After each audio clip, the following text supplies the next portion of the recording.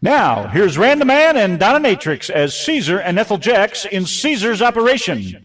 After 7 years of cycloid insomnia, or slugger's disease, Caesar Jaxx had finally consented to allow the Dr. Hershey to relieve his condition. In room 113 at the General Hospital, Mrs. Jaxx watches anxiously as a surgical nurse ministers to poor John, who is suffering an attack the night before the operation. Let's listen. Oh, nurse's titties. It's like being married to a steam shovel. Nurse!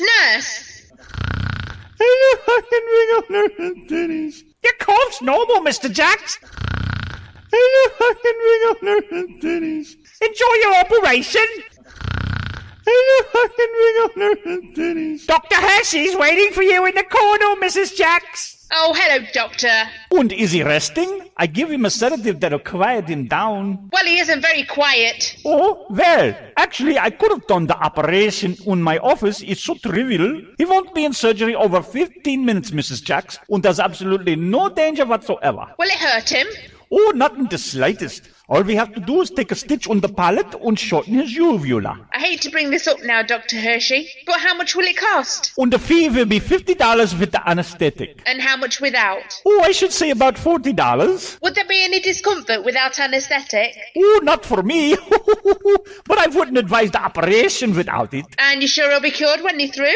Oh, practically certain. Well, it's almost midnight now, Mrs. Jaxx. I'll do this case first thing on the morning. He just needs to get some good rest. Well, I'll just stay a little longer. Okay then. Good night, Mrs. Jaxx. And call the floor nurse and if you need anything. Oh, I will. Hope that pill's quietened him down. The fucking nurse's titties are huge. I'm sure it's not doing him any good.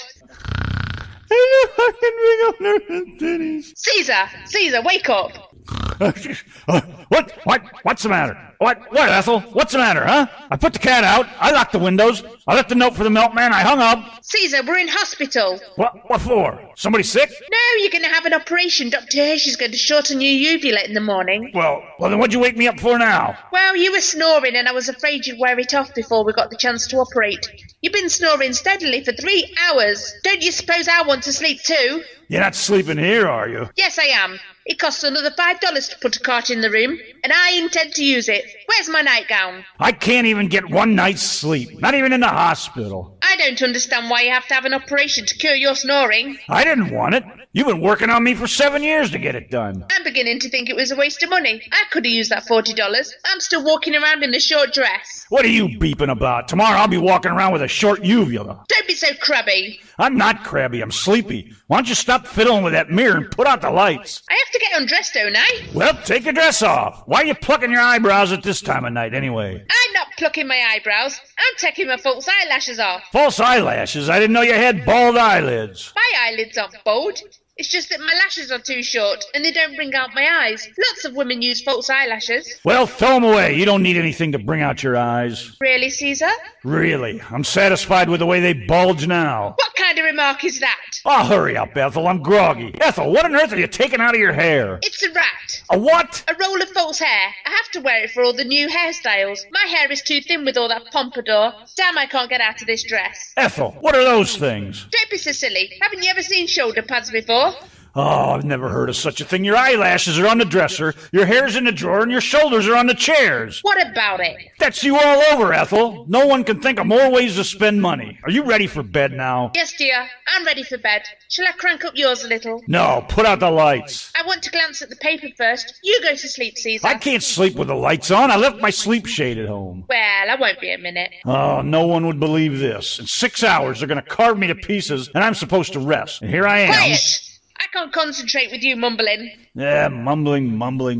There's certainly a lot of activity in Washington. What's with all this tax reduction talk?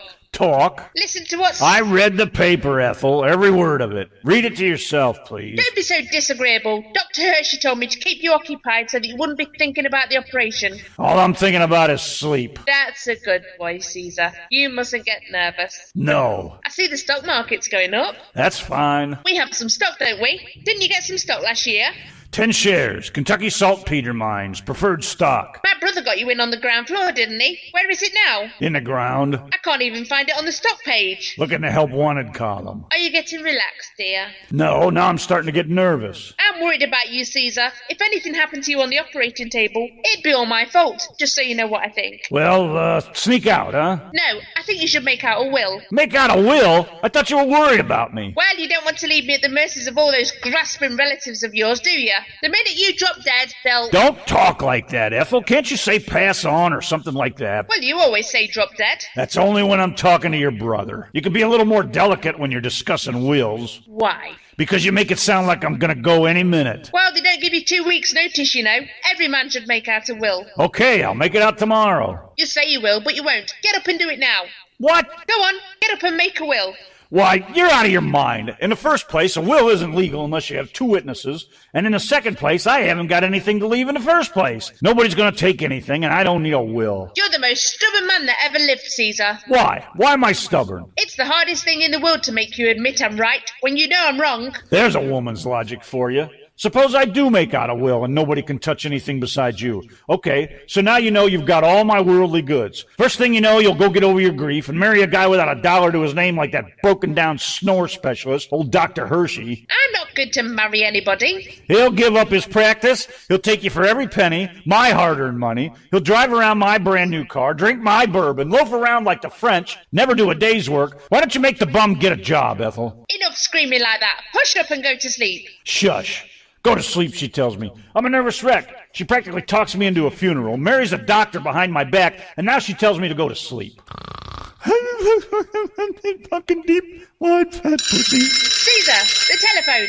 The telephone, answer it. No, who the dickens is calling? Who moved the phone? What'd you get up for? It's right on the night table next to your bed. I thought it was. Hello? Is this Mrs. Renee's? This is the maternity nurse. You can get ready now. I'm bringing your baby in. What? Ethel, how long have I been here? Isn't this 4:13? I don't know what this is, but I'm not feeding any babies. Oh, what a way to run a hospital. It's just a mistake, Caesar. Oh, I shouldn't have fallen for this operation deal. I could be so comfortable at home in my own bed. One of us should have stayed there. What for? How do you know a prowler won't break in? I left a whole bottle of bourbon on the dresser. Nobody will break in. The turkey would gobble and scare him away. The turkey would gobble. I can just see...